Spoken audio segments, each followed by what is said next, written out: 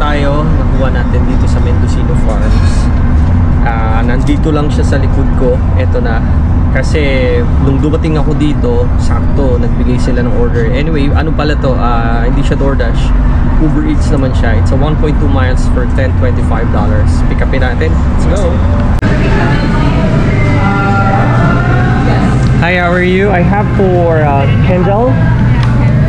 That's two? Alright. Okay. Oh, just this one, right? Appreciate it. Thank you. So, it's a 1.2 miles. Happy 7 minutes. Ang biyahe natin using a bike. Papunta na tayo. Update ko kayo pag malapit na tayo sa place. Tara! Guys, 2 minutes na lang tayo. Malapit na tayo dun sa ating pagdadrop ko paano yung customer. 0.3 miles, 2 minutes. Thank you so much. Appreciate it. Thank you. You too. Thanks.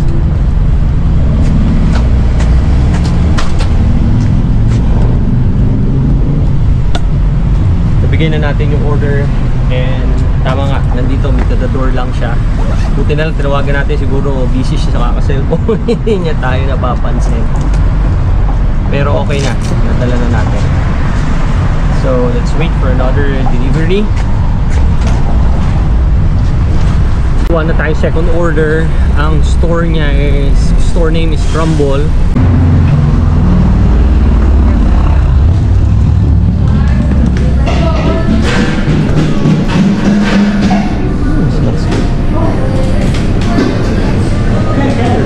Yeah, it's X4 Insta360. Okay, it works pretty good. Yeah. It's basically it's 360. You can really film the whole place, you know, back and front, even here. Pretty cool. Yeah, I have for Lauren G. Appreciate it. Oh, thank you.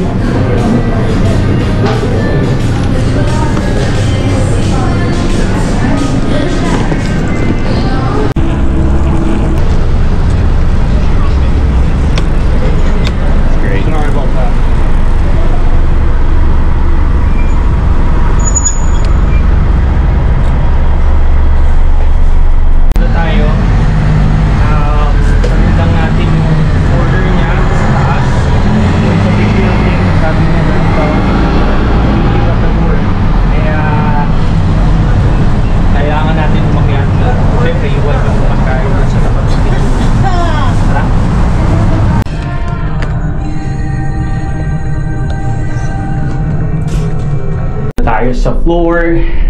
Pupuntahan natin yung customer sa 9th floor. Sabi niya drop sa unit. So the drop natin dun mismo sa kanyang door. Alright, then sabi dito wag na daw kumatok kasi may aso mag-iingay. So hanapin natin 9th floor. Balitaan ko kayo.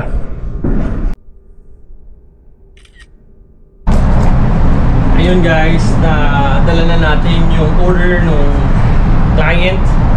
Na-drop off na natin sa kanyang condo o apartment. Sa 9th floor siya.